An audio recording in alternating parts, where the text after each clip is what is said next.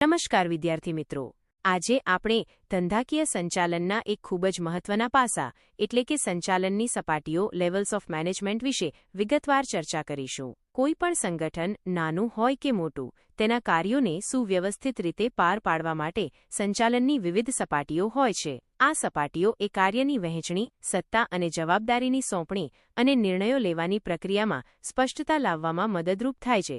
મુખ્યત્વે સંચાલનની 3 સપાટીઓ હોય છે. 1. ઉચ્ચ સપાટી સંચાલન ટોપ લેવલ મેનેજમેન્ટ. 2. મધ્ય સપાટી સંચાલન મિડલ લેવલ મેનેજમેન્ટ. 3. તળ સપાટી સંચાલન બોટમ લોઅર લેવલ મેનેજમેન્ટ. ચાલો દરેક સપાટીને વિગતવાર સમજીએ. ઉચ્ચ સપાટી સંચાલન ટોપ લેવલ મેનેજમેન્ટ. પરિચય.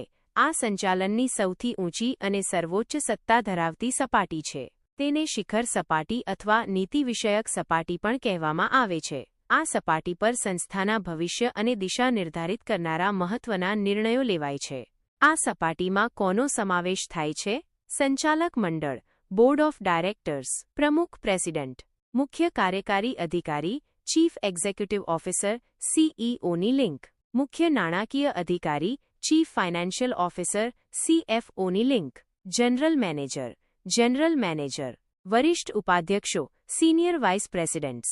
ઉચ્ચ સપાટી સંચાલનના મુખ્ય કાર્યો તમારા માટે યાદ રાખવા જેવા મુદ્દા. 1. મુખ્ય ધ્યેય નિર્ધારણ સમગ્ર સંગઠનના લાંબા ગાળાના લક્ષ્યો અને ઉદ્દેશ્યો નક્કી કરવા. દાત. આગામી 5 વર્ષમાં બજારમાં 20% હિસ્સો મેળવવો. 2. નીતિ ઘડતર ધંધાની લાંબા ગાળાની નીતિઓ બનાવવી, જેમ કે ઉત્પાદન નીતિ, વેચાણ નીતિ, મૂડી રોકાણ નીતિ વગેરે. 3. નિર્ણય લેવા અને સત્તા સોંપણી મહત્વના અને વ્યૂહાત્મક નિર્ણયો લેવા અને મધ્ય સપાટીના અધિકારીઓને તેમના કાર્યો માટે સત્તા અને જવાબદારીઓ સોંપવી. 4. યોજના મંજૂરી મધ્ય સપાટી દ્વારા તૈયાર કરાયેલી વ્યાપક કાર્ય યોજનાઓને મંજૂરી આપવી. 5. બાહ્ય પરિબળો સાથે તાલમેલ સરકારી નીતિઓ, કાયદાઓ, સામાજિક બદલાવ અને આંતરરાષ્ટ્રીય પ્રવાહો જેવા બાહ્ય પરિબળોનું વિશ્લેષણ કરીને તે મુજબ સંસ્થાનું સંચાલન ગોઠવવું. 6. મુખ્ય રોકાણ અને વિસ્તરણ નવા પ્રોજેક્ટ્સ, મોટા પાયાના રોકાણો અને ધંધાના વિસ્તરણ અંગેના નિર્ણયો લેવા. 7. નાણાકીય વ્યવસ્થા બજેટને મંજૂરી આપવી અને સંસ્થાના નાણાકીય સંસાધનોનું સુચારુ સંચાલન કરવું. 8. જોખમ વ્યવસ્થાપન સંસ્થા સામે આવી શકે તેવા આર્થિક, કાનૂની કે ઓપરેશનલ જોખમોનું મૂલ્યાંકન કરવું અને તેને ઘટાડવા માટેની યોજના બનાવવી. 9. દેખરેખ અને નિયંત્રણ સમગ્ર સંગઠનના કાર્યપ્રદર્શન પર દેખરેખ રાખવી અને જરૂર પડે સુધારાત્મક પગલાં લેવા. મહત્વ. આ સપાટી સંસ્થાને દિશા આપે છે અને તેના ભવિષ્યનો માર્ગ પ્રશસ્ત કરે છે. મધ્ય સપાટી સંચાલન મિડલ લેવલ મેનેજમેન્ટ. પરિચય. આ સંચાલનની સપાટી ઉચ્ચ સપાટી અને તળ સપાટી વચ્ચે એક પુલ સમાન કાર્ય કરે છે. તે ઉચ્ચ સપાટીના નિર્ણયો અને નીતિઓને તળ સપાટી સુધી પહોંચાડે છે અને તેમનું અમલીકરણ કરાવે છે. આ સપાટીમાં કોનો સમાવેશ થાય છે? વિભાગીય અધિકારીઓ ડિપાર્ટમેન્ટલ મેનેજર્સ દાત, ઉત્પાદન મેનેજર, ખરીદ મેનેજર, વેચાણ મેનેજર, નાણાકીય મેનેજર, કર્મચારી મેનેજર. ઉપવિભાગીય અધિકારીઓ સબ ડિપાર્ટમેન્ટલ મેનેજર્સ, શાખા પ્રબંધકો, બ્રાન્ચ મેનેજર્સ. મધ્ય સપાટી સંચાલનના મુખ્ય કાર્યો તમારા માટે યાદ રાખવા જેવા મુદ્દા. 1. નીતિઓનું અર્થઘટન અને વિભાગીય યોજનાઓ ઉચ્ચ સપાટી દ્વારા ઘડવામાં આવેલી નીતિઓ અને યોજનાઓનું પોતાના વિભાગના સંદર્ભમાં વિગતવાર અર્થઘટન કરવું અને તે મુજબ વિભાગીય યોજનાઓ બનાવવી. 2.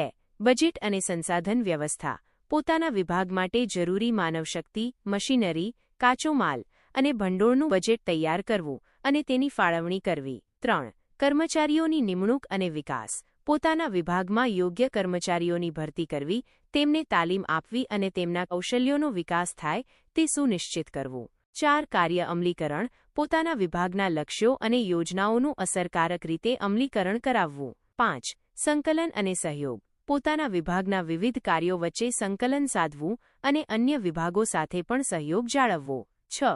રિપોર્ટિંગ પોતાના વિભાગના કાર્ય પ્રદર્શન અંગે ઉચ્ચ સપાટીને નિયમિત અહેવાલ આપવો. 7. સમસ્યા નિરાકરણ દૈનિક કાર્યોમાં ઉદ્ભવતી સમસ્યાઓનું નિરાકરણ કરવું અને જો જરૂર જણાય તો ઉચ્ચ સપાટીના માર્ગદર્શન માટે રજૂઆત કરવી. 8. પ્રેરણા અને પ્રોત્સાહન પોતાના વિભાગના કર્મચારીઓને કામ પ્રત્યે પ્રેરિત કરવા અને તેમનું મનોબળ ઊંચું રાખવા પ્રયાસો કરવા. મહત્વ.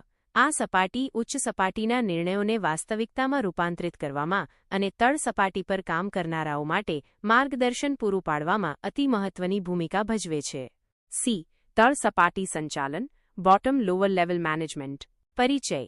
આ સંચાલનની સૌથી નીચલી સપાટી છે, જે કર્મચારીઓ અને કામદારો સાથે સીધા સંપર્કમાં હોય છે. તેને કાર્યકારી સપાટી અથવા સુપરવાઇઝરી સપાટી પણ કહેવામાં આવે છે, કારણ કે આ સપાટીના અધિકારીઓ કર્મચારીઓના દૈનિક કાર્યોનું સીધું નિરીક્ષણ કરે છે.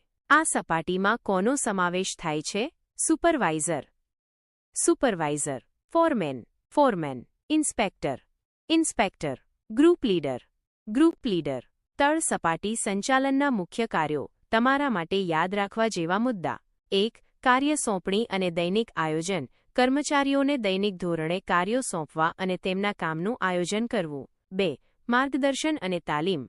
કર્મચારીઓને કામ કેવી રીતે કરવું તે શીખવવું, તેમને તાલીમ આપવી અને દૈનિક ધોરણે માર્ગદર્શન પૂરું પાડવું. 3. કાર્યની દેખરેખ. કર્મચારીઓ નિર્ધારિત ધોરણો અને ગુણવત્તા મુજબ કામ કરે છે કે નહીં તેની સતત દેખરેખ રાખવી. 4. સીધો સંપર્ક. કર્મચારીઓ સાથે સીધો સંપર્ક જાળવી, તેમની સમસ્યાઓ ફરિયાદો સાંભળવી અને તેનું નિરાકરણ લાવવું. 5. કાર્ય વાતાવરણ.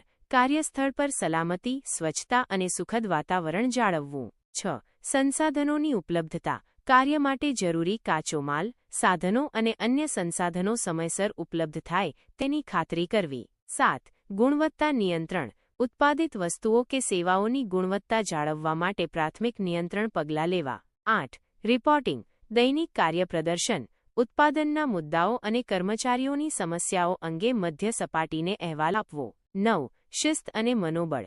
કર્મચારીઓમાં શિસ્ત જાળવવી અને તેમને કામ પ્રત્યે પ્રેરિત રાખી તેમનું મનોબળ ઊંચું રાખવું. મહત્વ. આ સપાટી સંગઠનના ધ્યેયોને વાસ્તવિકતામાં પરિણામમાં ફેરવવામાં સૌથી મહત્વનો ભાગ ભજવે છે, કારણ કે વાસ્તવિક ઉત્પાદન અથવા સેવા પૂરી પાડવાનું કાર્ય આ સપાટીના માર્ગદર્શન હેઠળ જ થાય છે. કર્મચારીઓની કાર્યક્ષમતા અને સંતોષ આ સપાટીના સંચાલકો પર સીધો આધાર રાખે છે. નિષ્કર્ષ.